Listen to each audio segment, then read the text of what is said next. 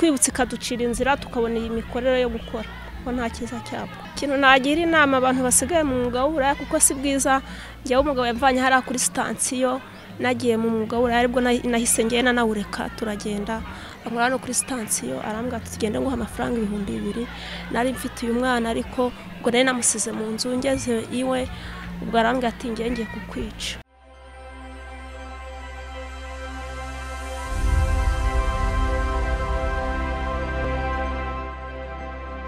Mu murenge wa Kinyinya mu karere ka Gasabo, umuyobozi w'umujyi wa Kigali wungirije ushinzwe iterambere ry'ubukungu n'imibereho myiza Urugene Martin n'umuyobozi nshingwabikorwa w'akarere ka Gasabo bagiranye ibiganiro n'abakoraga umwuga w'uburaya biyemeje kubivamo. Aba bakoraga umwuga w'uburaya bo mu murenge wa Kinyinya mu karere ka Gasabo bagera kuri 200 bavuga ko ubu buzima bari babayemo ari bubi, ariko ko leta nikomeza kubafasha bazayivamo burundu bakagira inama bagenzi babo bakora umwuga. Aba bakoraga umwuga w'uburaya bo mu murenge wa Kinyinya mu karere ka Gasabo bagera kuri 200 bavuga ko ubuzima bari babayemo ari bubi, ariko ko leta nikomeza kubafasha bazabivamo burundu bakagira inama bagenzi babo bakora umwuga nk'uyu kubireka kuko bishyira ubuzima bwabo mu kaga. Hanyuma rero njya kugira igitekerezo cyo kuva muri uyu mwuga w'uburaya, Imana yangiriye neza ransanga murana bavuga butumwa banyigisha ijambo ry'Imana, bambwira ko kuva mu byare ko kujijuka, kandi n'ukuri narinjije ishoboka nakorera nayo mafaranga nkanywera inzoga nkarara nasinze mu gitondo simbashe kugira imbaraga zo gukorera ndi. Jewe akazi k'uburaya nagatangiye iyi kaburimbo itarasa ku Kagugu cije nk'imyaka 17. Mu muhanda nta kiza kibamo kuko urakubitwa ugahura n'intambara zikaze, kereka nyine leta itwibutse ikaducira inzira tukabona iyi mikorere yo gukora ko nta kiza cyabo. Ikintu nagira inama abantu basigaye mu mwuga w'uburaya kuko si bwiza, njyewe umugabo yamvanye hariya kuri sitasiyo nagiye mu mwuga w'uburaya aribwo nahise ngenda nawureka turagenda amura no kuri sitasiyo arambwira ati tugende nguha amafaranga 2,000. Nari mfite uyu mwana ariko ubwo nari namusize mu nzu ngeze iwe ubwo arambwira ati ngiye kukwica. Noneho mbwira Imana nti Romana urabona ibigeragezo mpuye nabyo mva mu mwuga w'uburaya nkongera nkawusubiramo gusa uzancira inzira.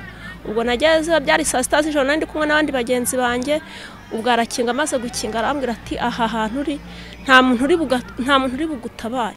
Mbwira Imana ahantu narindi njyanye nasiko naje nkabibwira bagenzi banjye ndababwira ngo Mana mbabira nkura hangaha sinzasubira mu muhanda uzancira izindi nzira ngewe umwuga w'uburaya mbitemureka. Umwuga w'uburaya nta kiza kibamo rwose, leta nitwibuke iduha imikorere kuko njye nahuyeho n'ikigeragezo gikaze nta bantu ntabibwiye. Umugabo yaragiye kunyicira hariya kuri sitasiyo. Ubutumwa rero nageza kuri abo bantu bameze gutyo nuko bareka ibyo bintu, kuko Bibiliya itubwira ko imibiri yacu ari insengero z'Imana, kandi itubwira yuko tugomba gutanga imibiri yacu ikaba ibitambo byera bishimwa n'Imana, bakakira Yesu nk'umwami n'umukiza, bagakunda Imana, bagakunda igihugu, kuko iyo uri muri uriya mwanya usibye no gukunda igihugu nawe ubwawe ntago uba wikunda.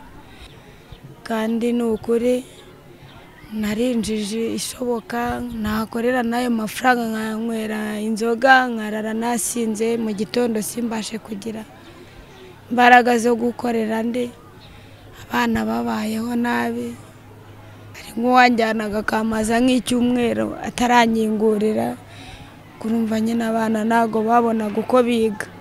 Umuyobozi nshingwabikorwa w'akarere ka Gasabo Umwari Pauline avuga ko kugira ngo babone aba bakora umwuga w'uburaya bakorana n'inzego z'ibanze ndetse n'abakuru b'amatorero mu kubategurira igiterane kibahuza kikabafasha gukizwa. Abizeza ko bazabafasha nk'ubuyobozi mu gihe baba bashaka kuva muri ubwo buraya kugira ngo biteze imbere. Buriya ikintu cya mbere no mu mutwe dukorana n'amadini n'amatorero tukabegera tukabatumaho inzego zacu z'ubuyobozi kuko baba batuye mu midugudu mu masibo yacu. Dukorana n'ubuyobozi bwacu, abajyanama b'ubuzima, bantu babana nabo umunsi ku munsi, bakabegera bakabaganiriza bakabagezaho n'ubutumwa ko hari gahunda, tugategura ibiterane ko ubu twamaze kuganira nabo twabakize mu matsinda tuzi n'ibyabateye kujya mu mwuga w'uburaya. Icyo dukora rero hamwe n'abafatanyabikorwa b'akarere cyane amadini n'amatorero tuzareba uburyo tubafasha kubifatika kuko kuba bamaze kugira imyumvire mizima kuba twakoze ku ntekerezo no ku mitima yabo ukabona ko bagarutse kandi niyo amadini n'amatorero agarutse ku ijambo ry'Imana yereka buri wese ko imibiri yacu ari imibiri tugomba gufata neza kuko nitwe iyo umuntu akoze uburaya niwe wayiyahura abayiyica. John Rwasibo uhagarariye itorero Divine Destiny Ministries rikorera mu murenge wa Kinyinya avuga ko bateguye iki gikorwa kugira ngo bafashe aba bakoraga umwuga w'uburaya kugarukira Imana kandi ko iki gikorwa kizakomeza babashyira mu matsinda kugira ngo bazakomeze kubikurikirana. Ikindi dufite n'abantu bakuriye indaya bafite amahuriro bahuriramo, so twakoze ko dushoboye tuganira nabo kugira ngo bitworohere tubageraho byoroshye. Ntabwo ari aha gusa, ngira ngo aya mahugurwa ashoreje hano Ikagugu, ariko kuwa mbere kuwa kabiri twari Kinyinya aho nabwo twakoze igikorwa kivuga butumwa hakizwa indaya 300. Birakomeje rero dushoreje hanga ariko turacyakomeje. Urwego rushinzwe kugenzura ibahirizwa ry'uburinganire n'ubwuzuzanye hagati y'abagore n'abagabo mu iterambere ry'igihugu GMO bugaragaza ko mu mwaka wa 2022 imibare bakusanyije n'umujyi wa Kigali abakora uburaya bamaze kurenga 7,000 kandi kari ibintu biteye impungenge. Jeannette Kabayiza, Yongwe TV i Kigali. Urwego rushinzwe kugenzura iyubahirizwa ry'uburinganire n'ubwuzuzanye ry'abagore n'abagabo mu iterambere ry'igihugu GMO bugaragaza ko mu mwaka wa 2022 imibare baherutse gukusanya mu mujyi wa Kigali abakora umwuga w'uburaya bamaze kurenga 7,000 kandi ko ari ibintu biteye impungenge. Twibutse kaducira inzira tukabona iyi mikorere yo gukora ko nta kiza cyabo. Kintu nagira inama abantu basigaye mu mwuga w'uburaya kuko si bwiza. Njyewe umugabo yamvanye hari kuri stansiyo nagiye mu mwuga w'uburaya aribwo nahise ngena nawureka turagenda amara no kuri stansiyo arambwa ati tugende ngo amafaranga 2,000 nari mfite uyu mwana ariko ubwo nari namusize mu nzu ngeze iwe ubwo arambwa ati ngiye kukwica. Noneho mbwira Imana nti Romana urabona ibigeragezo ntuye nabyo mva mu mwuga w'uburaya nkongera nkawusubiramo gusa uzancira inzira. Ubwo nageze byari saa 6 z'ijoro nandi kumwe n'abandi bagenzi banjye ubwo arakinga amaze gukinga arambwira ati aha hantu uri nta muntu uri bugutabaye. Mbwira Imana ahantu narindi njyanye natse ko naje nkabibwira abagenzi banjye babwira ngo Mana mbabira nkura hangaha sinzasubira mu muhanda uzancira izindi nzira ngewe umwuga w'uburaya mpitemureka.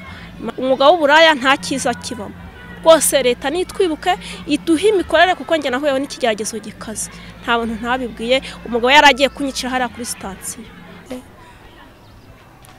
Ubutumwa rero nageza kuri abo bantu bameze gutyo nuko bareka ibyo bintu kuko Bibiliya itubwira ko imibiri yacu ari insengero z'Imana kandi tubwira yuko tugomba gutanga imibiri yacu ikaba ibitambo byera bishimwa n'Imana bakakira Yesu nk'umwami n'umukiza bagakunda Imana bagakunda igihugu kuko iyo uri muri uriya mwanya usibye no gukunda igihugu nawe ubwawe ntago uba